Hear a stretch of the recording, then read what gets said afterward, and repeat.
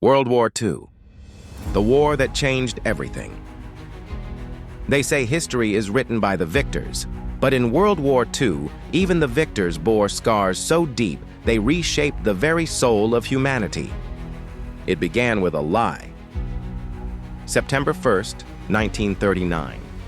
At dawn, German troops crossed into Poland. But what the world didn't know, what Adolf Hitler had orchestrated in secret, was a staged attack. Nazi soldiers, disguised in Polish uniforms, had attacked a German radio station. It was theater, false blood, fake gunfire, the perfect pretext for invasion. By the time the truth surfaced, it was too late. Poland was burning and Europe was waking up to a nightmare. Only 21 years had passed since the end of the First World War, the war to end all wars. But peace had proved fragile. The Treaty of Versailles, meant to punish Germany, had instead planted the seeds of resentment and economic ruin. Hitler, with his gift for oratory and venomous ideology, exploited that chaos. He promised revival.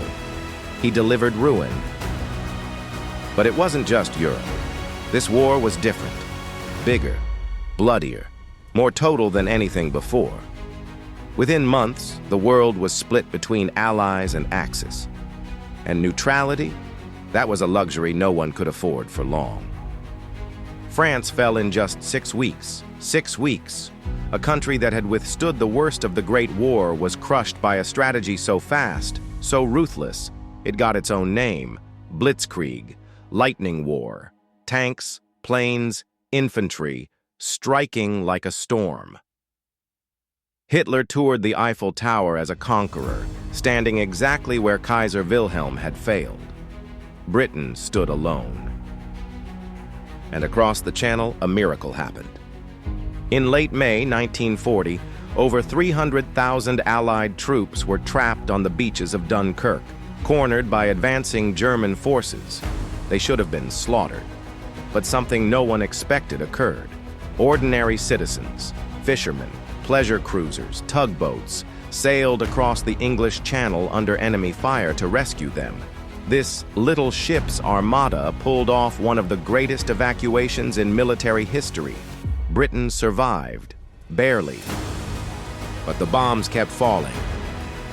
The Blitz, a relentless German bombing campaign over British cities, lasted for 8 grueling months. Londoners slept in underground tunnels. Children were evacuated to the countryside. But the city never surrendered. Winston Churchill, in one of history's most defiant speeches, declared, "We shall fight on the beaches, we shall fight on the landing grounds, we shall never surrender." Meanwhile, in the East, Stalin was watching. In 1939, Hitler and Stalin had signed a non-aggression pact, two monsters shaking hands in the dark. They carved up Eastern Europe like a pie. But Hitler had no intention of honoring it. In 1941, he launched Operation Barbarossa, the largest military invasion in human history, sending over 3 million German soldiers into the Soviet Union. What followed was unimaginable. Villages were torched, cities besieged, civilians starved. The siege of Leningrad lasted 872 days, nearly 2.5 years. Entire families froze to death in their homes. People ate wallpaper paste, pets, even corpses. But the city did not fall. In December of that same year, far from Europe, another empire struck. At exactly 7:48 a.m., December 7, 1941, Japanese aircraft descended on Pearl Harbor, Hawaii. In under 2 hours, they crippled the U.S. Pacific Fleet. Battleships sank. Smoke choked the sky. Over 2,400 Americans died.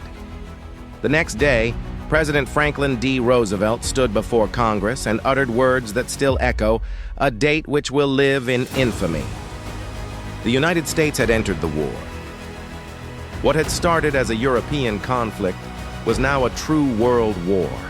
Battles raged across North Africa, the Pacific Islands, and the frozen steppes of Russia. In the deserts of Egypt, British and German tanks clashed under scorching sun. In the jungles of Guadalcanal, Marines fought through malaria and mud, face to face with an enemy that would not surrender. And behind the front lines, another war was unfolding. A secret war. Spies, double agents, resistance fighters, ordinary people risking everything. In occupied France, a young woman named Virginia Hall, with a wooden leg and a forged identity, coordinated sabotage missions so effectively the Gestapo called her the most dangerous Allied spy. They never caught her. But some secrets were darker still. In the heart of Germany and its conquered territories, the Nazis constructed a machine of genocide. Auschwitz, Treblinka, Sobibor. Names the world would come to know in horror. 6 million Jews murdered, along with millions of others. Roma, disabled individuals, political dissidents. The Holocaust wasn't just a tragedy, it was a systematic extermination. And yet amid the darkness, acts of defiance shone like stars. In 1943, the Warsaw Ghetto Uprising saw a small band of Jewish fighters, armed with homemade weapons, resist the full force of the German army for nearly a month. They knew they wouldn't win. They fought anyway.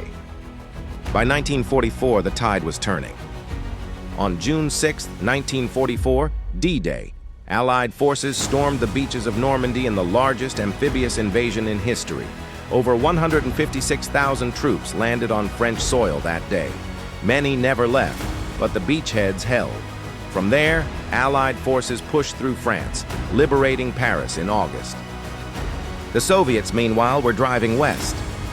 City by city, mile by bloody mile, they forced the Germans back. In January 1945, they liberated Auschwitz. By April, they were at the gates of Berlin. And then the end began. In a bunker beneath a ruined city, Hitler married his mistress, Eva Braun. Less than 40 hours later, both were dead by suicide. On May 7th, Germany surrendered unconditionally. Victory in Europe. But the war was not over. In the Pacific, Japan refused to yield. The United States launched firebombing raids on Tokyo, killing more people than the atomic bombs would weeks later.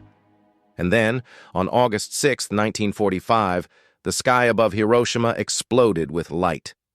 Little Boy had detonated. 3 days later, Nagasaki. The devastation was beyond comprehension. On August 15th, Emperor Hirohito addressed Japan. For the first time in history, his people heard his voice. He called for surrender. World War II was over. Over 70 million people were dead. Cities flattened, borders redrawn, empires dissolved. The United Nations was born from the rubble as nations vowed never again. But the shadows of that war stretched long.